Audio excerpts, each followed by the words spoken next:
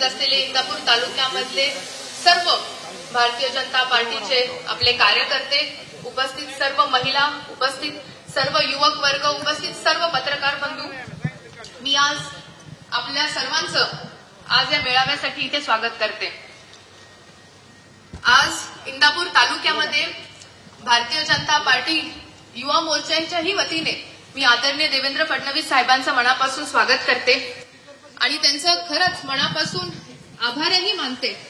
कारण इंदापूर तालुक्याचा जो एक ज्वलंत प्रश्न मागच्या 3 महिन्यांपासून आपण जो संघर्ष करत आहोत, ज्या संघर्षाबाबतीतली चर्चा सुरू होती, जे मागच्या 20-25 वर्षाचा जो आपला संघर्ष होता, याच्यासाठी माननीय फडणवीस साहेबांनी आम्हाला सर्वांना बहुमूल्य वेळ दिला। त्यांचा आमची 3 वेळा बैठक झाली। त्या फडणवीस साहेबांनी आपल्या 200 प्रमुख कार्यकर्त्यांना आपल्या सागर बंगल्यावरती निमंत्रित करून त्यांच्याशीही संवाद साधला। त्याच्यासाठी साहेब मी आपल्या मनापासून आभार मानते। आज भारतीय जनता पार्टी युवा मोर्चाची जिल्हाध्यक्ष म्हणून मी मागच्या 6 महिन्यापासून साहेब कार्यरत आहे। आज 50,000पेक्षाही जास्त आपल्या बारामती लोकसभा मतदारसंघामधल्या युवकांशी आम्ही आपल्या पक्षामध्ये त्यांना जोडण्याचं काम केलेलं आहे।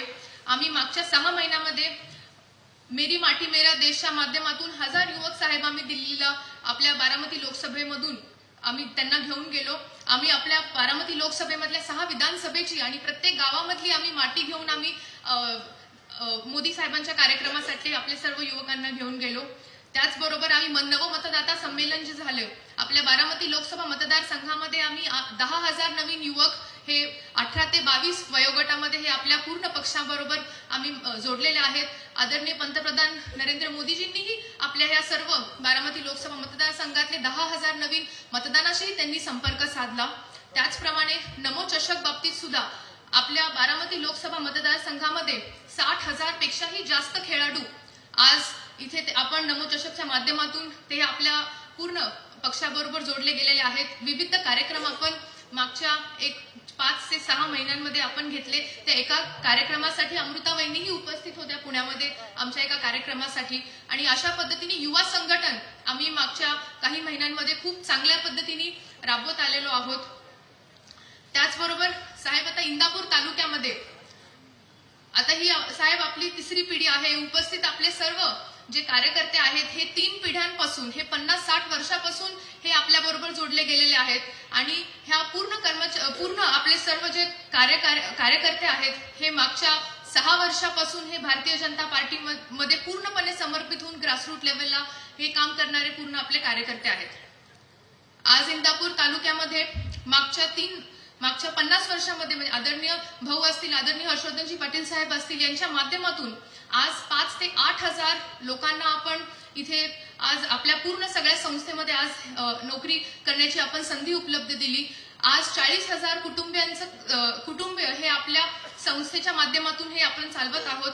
आज साहेब आपल्या सर्व शिक्षण संस्था ज्या आहेत याच्यामध्ये 30,000पेक्षा जास्त विद्यार्थी आज इंदापूर तालुक्यामधले आज शिक्षण घेत आहेत।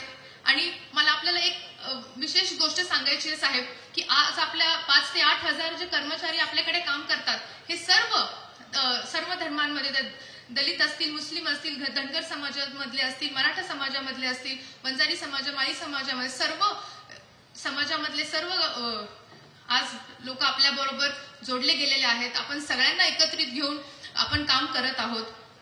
आज साहेब आपण मागच्या 5 वर्षापूर्वी आम्हाला इंदापूर मधली आपली दूध संघ आहे याच्याबरोबर आपल्याला आपण स्वतः बोलून गुजरातच्या मुख्यमंत्री साहेबांशी बोलून आम्हाला अमूल बरोबर आपण करार करण्यासाठी मदत केली। आज साहेब 1.5 लाख लिटर आज अमूलच्या माध्यमातून आपण आज मिल्क कलेक्शन आपलं सुरू आहे। दर महिन्याला साहेब 25 कोटी रुपयाचा पेमेंट आज आपल्या शेतकऱ्यांच्या खात्यामध्ये दर महिन्याला साहेब जमा होत आहे।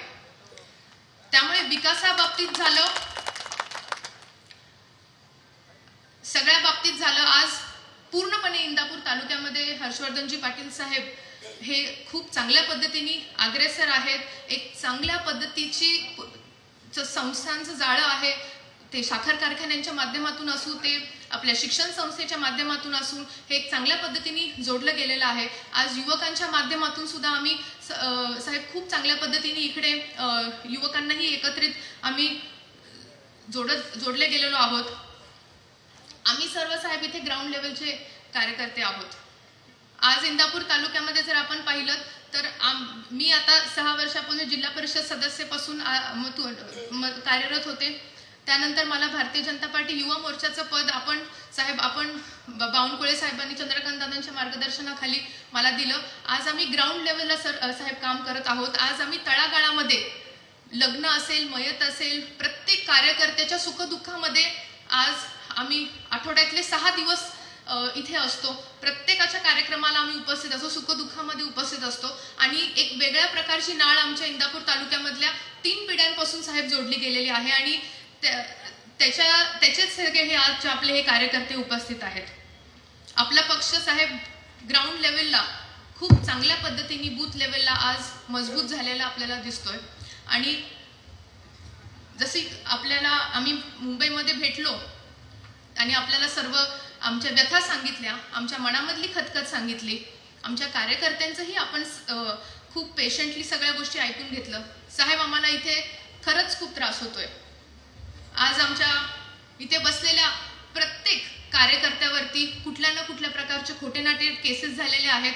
आज ग्रामपंचायती बरखास्त झालेल्या आहेत, आज सरपंचाला त्रास देण्यात येत आहे। त्यामुळे इतका त्रास साहेब कधीच इंदापूर तालुक्याला झालेला नाही जेवढा ह्या मागच्या 5 ते 8 वर्षांमध्ये झालेला आहे।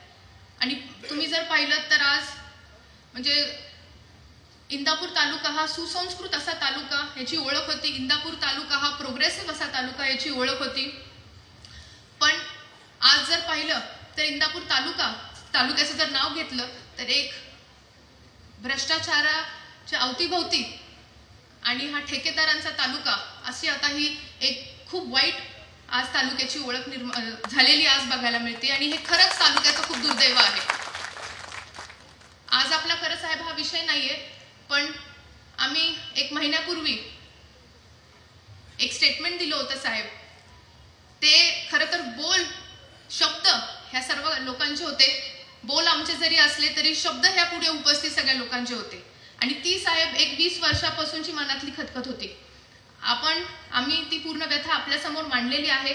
आपण आम्हाला सर्वांना आश्वासित पण केलेलं आहे। आज आपण जे बोलणार आहात ते ऐकण्यासाठी आमचे सर्व कार्यकर्ते आज आतुरतेने इथे उपस्थित आहेत। आमचे सगळे कार्यकर्ते साहेब हे खूप स्वाभिमानी आहेत, हे हाडाचे कार्यकर्ते आहेत। आपण जो निर्णय द्याल ते मान्य करतील निश्चित। फक्त साहेब एकच आहे की परत जे मागच्या 4 वेळेस अन्याय आमच्या तालुक्यावरती झालेला आहे तो अन्याय येणाऱ्या ऑक्टोबरमध्ये साहेब होऊ नये याची आपण जबाबदारी घेतलेलीच आहे आणि त्या बाबतीत आपण निश्चित पद्धतीने संबोधित करारच अशी मला आशा आहे। आज साहेब महायुतीच्या उमेदवारासाठी आपण सांगितल्या पद्धतीने आम्ही सर्व कार्यकर्त्यांनी ग्राउंड लेवलला आम्ही बोलणं करणं सुरू केलेलं आहे। पण आज आपल्या या सभेनंतर निश्चित पद्धतीने मला असं वाटतंय आपण करूच। मागच्या 4 निवडणुकीचा इतिहास जर बघितला तर जास्तीत जास्त लीड हे इंदापूर तालुक्याने मिळवून दिलं आहे। कारण इंदापूर तालुका हा जर कुठलं धोरण हातात घेतलं तर एकनिष्ठ पद्धतीने काम करणारा हा तालुका आहे, हा शब्दाला पक्का असणारा तालुका आहे, म्हणजे ॲटलिस्ट आपले समोर उपस्थित कार्यकर्ते तरी। त्यामुळे साहेब आपण आमच्या इंदापूर तालुक्याचं पालकत्व आपण स्वीकारलं आहे। इंदापूर तालुक्यावरती इथून पुढच्या काळामध्ये कुठल्याच पद्धतीचा अन्याय होणार नाही अशी आम्हाला सगळ्यांना आशा आहे।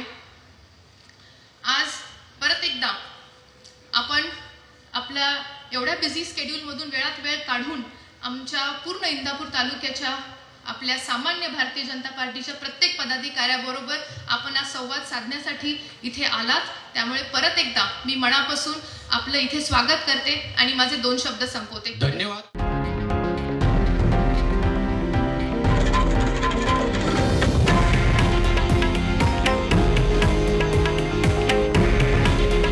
हे आहे देशातील नंबर 1 न्यूज नेटवर्क आणि आपण पाहत आहात TV9 मराठी। काळजी तुमची, हित महाराष्ट्राचं।